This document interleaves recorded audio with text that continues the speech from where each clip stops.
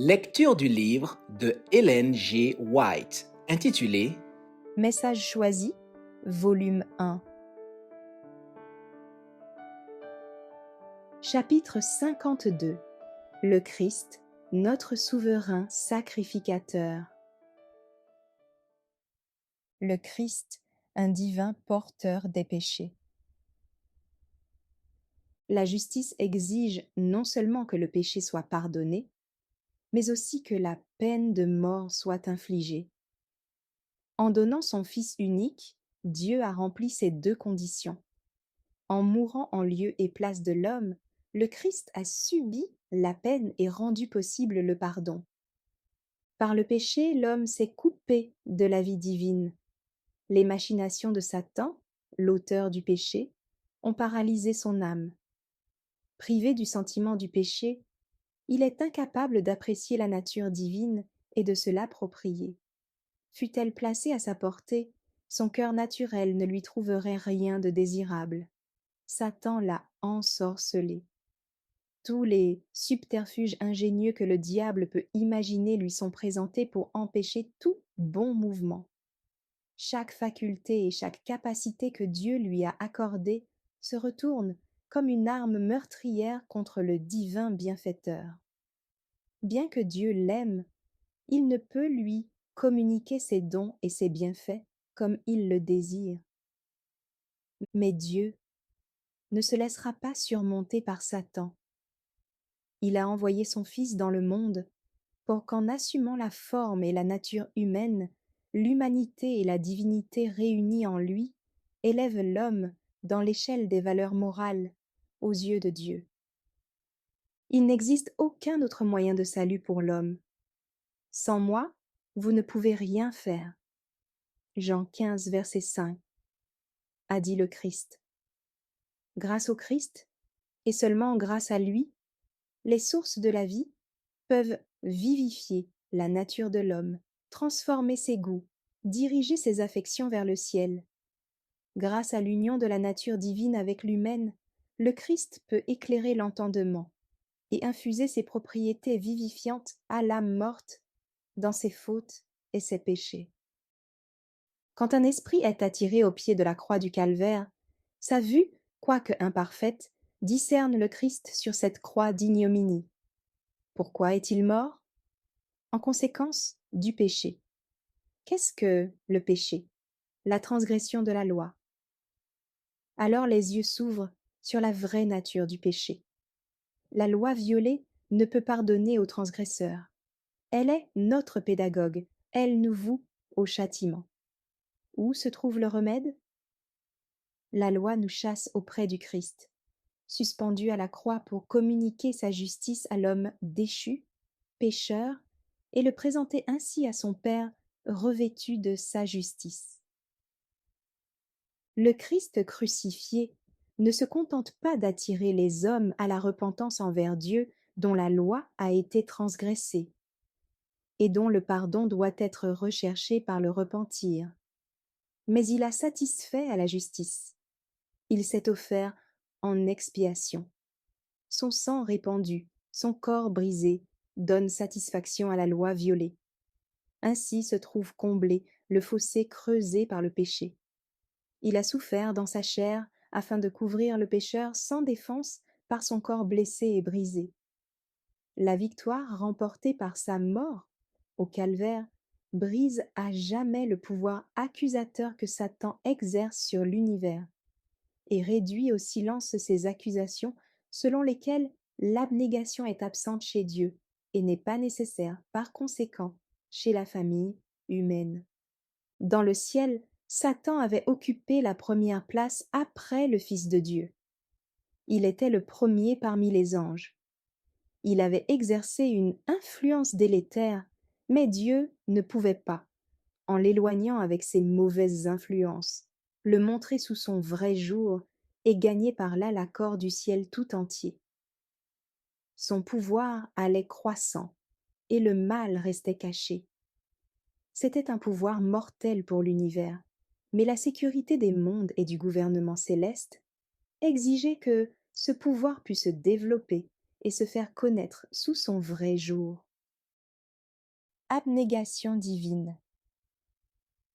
En poursuivant le Christ de son inimitié jusqu'à le faire suspendre à la croix du calvaire, le corps blessé et meurtri, le cœur brisé, Satan s'est complètement aliéné l'affection de l'univers. On a vu alors que Dieu avait fait preuve d'une abnégation totale en se donnant par son Fils pour les péchés du monde, par amour pour l'humanité. Le Créateur fut révélé en la personne du Fils du Dieu infini.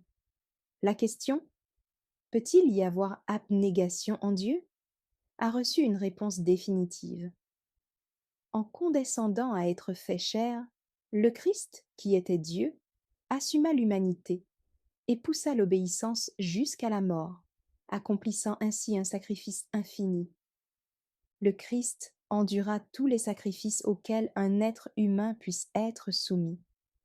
Satan mit tout en œuvre pour l'induire en tentation. Mais plus forte était la tentation, plus parfait était le sacrifice. Tout ce qu'un homme peut endurer en luttant contre Satan, le Christ l'a enduré dans sa nature divino-humaine. Obéissant, sans péché jusqu'à la fin, il mourut pour l'homme dont il fut le substitut et le garant, endurant tout ce que les hommes ont jamais enduré de la part du séducteur, et cela pour assurer la victoire de l'homme en le faisant participer à la nature divine. Chez quiconque est disposé, comme le Christ, à tout sacrifier, la vie elle-même, pour l'amour de la vérité. La vérité pure triomphe du mensonge, l'honnêteté et l'intégrité de la ruse et de l'intrigue. Ce n'est pas toujours facile de résister aux désirs de Satan. Il faut, pour cela, tenir fermement à la nature divine, du commencement à la fin. Sinon cela n'est pas possible.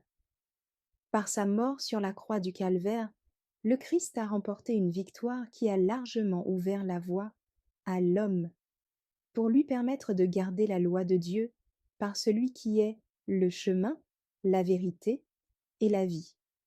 Aucune autre voie n'est possible. La justice du Christ est offerte au pécheur comme un libre don qu'il n'a qu'à accepter. Il n'a rien en lui qui ne soit souillé et corrompu, contaminé par le péché, et qui répugne absolument à un Dieu pur et saint. L'homme ne peut s'approcher de Dieu qu'au travers du caractère juste de Jésus-Christ. En tant que souverain sacrificateur exerçant ses fonctions au-delà du voile, le Christ a immortalisé le calvaire. Bien que vivant pour Dieu, il ne cesse de mourir au péché, de sorte que si quelqu'un vient à pécher, il a un avocat auprès du Père. Il sortit du tombeau environné d'une nuée d'anges, étonnamment revêtus de puissance et de gloire, la divinité et l'humanité combinées. Il s'empara du monde que Satan avait revendiqué comme son domaine. Par l'œuvre magnifique accomplie par le don de sa vie, il rendit la faveur divine à toute la famille humaine. Que personne ne s'imagine, en adoptant un point de vue limité, étroit, qu'une œuvre quelconque de l'homme puisse le moins du monde payer la dette de ses transgressions. Ce serait une erreur fatale. Comprenez bien, il s'agit d'abandonner vos illusions et de réfléchir à l'expiation avec un cœur humble. Cette question est si mal comprise que des milliers et des milliers de prétendus enfants de Dieu ne sont en définitive que des enfants du malin. Et cela parce qu'ils font dépendre leur salut de leurs propres œuvres. Dieu a toujours exigé les bonnes œuvres, prescrites par la loi. Mais le péché de l'homme ayant ôté toute valeur à ces bonnes œuvres, il n'y a que la justice du Christ qui soit valable. Le Christ peut sauver parfaitement, étant toujours vivant pour intercéder en notre faveur. Tout ce qu'un homme peut faire en vue de son propre salut, c'est de répondre à l'invitation que celui qui veut prenne de l'eau de la vie gratuitement. Apocalypse 22, verset 17. Aucun péché ne peut être commis par l'homme qui n'ait été expié au calvaire. Ainsi la croix ne cesse d'adresser au pécheur de fervents appels en lui offrant une complète expiation, la repentance et le pardon. Celui qui s'approche de la croix du calvaire découvre un amour sans égal. Si par la foi vous saisissez la signification du sacrifice, vous vous reconnaissez pécheur, condamné par la loi. Ceci, c'est la repentance. Si vous venez avec un cœur humble, vous recevez le pardon. En effet, le Christ nous est représenté comme se tenant continuellement à l'autel, faisant valoir le sacrifice accompli pour les péchés du monde. Il est le ministre du vrai tabernacle, dressé par le Seigneur et non par un homme. Les ombres typiques du tabernacle israélite ont perdu toute vertu. Il n'y a plus lieu de présenter chaque jour et chaque année un sacrifice expiatoire typique. Cependant, un sacrifice expiatoire offert par un médiateur est toujours indispensable, parce que des péchés sont commis, constamment. Jésus officie, en la présence de Dieu, offrant son sang versé comme celui d'un agneau. Jésus présente l'oblation qui a été offerte pour chaque faute, pour chaque manquement du pécheur. Le Christ, notre médiateur, et le Saint-Esprit intercèdent sans cesse en faveur de l'homme. Mais l'Esprit ne plaide pas à la manière du Christ, qui offre le sang versé dès la fondation du monde. L'Esprit opère dans nos cœurs, nous poussant à la prière, à la repentance, à la louange et à l'action de grâce. La gratitude qui s'échappe de nos lèvres résulte du fait que l'Esprit fait vibrer les cordes de notre âme en évoquant de saints souvenirs et éveillant la musique de nos cœurs. Les services religieux, les prières, les louanges, les confessions du repentir, autant de choses que les vrais croyants font monter comme un encens vers le sanctuaire céleste. En passant par le canal corrompu de l'humanité, ces choses sont souillées. Elles n'acquièrent une valeur aux yeux de Dieu que grâce au sang. Ne pouvant monter avec une pureté immaculée, elles ne peuvent être agréées par Dieu que si notre intercesseur qui se tient à la droite de Dieu les purifie et les présente toutes en y ajoutant sa justice. Tout encens s'élevant des tabernacles terrestres doit être humecté par le sang purificateur du Christ. Il se tient devant le Père avec l'encensoir plein de ses mérites, exempt de toute trace de corruption terrestre. Il rassemble dans son encensoir les prières, les louanges, les confessions de son peuple, et il y mêle sa justice immaculée. Alors, parfumé par les mérites de la propitiation du Christ, l'encens arrive à Dieu parfaitement acceptable. En retour, de précieuses grâces sont accordées. Si seulement chacun pouvait voir que tout dans l'obéissance, dans le repentir, dans la louange, dans l'action de grâce, doit être placé sur le feu ardent de la justice du Christ. Le parfum de cette justice monte comme une nuée autour du propitiatoire. Merci d'avoir écouté cette lecture. Si vous avez des questions ou des remarques sur le thème abordé, n'hésitez pas à les partager dans les commentaires et notre équipe ne manquera pas de les considérer.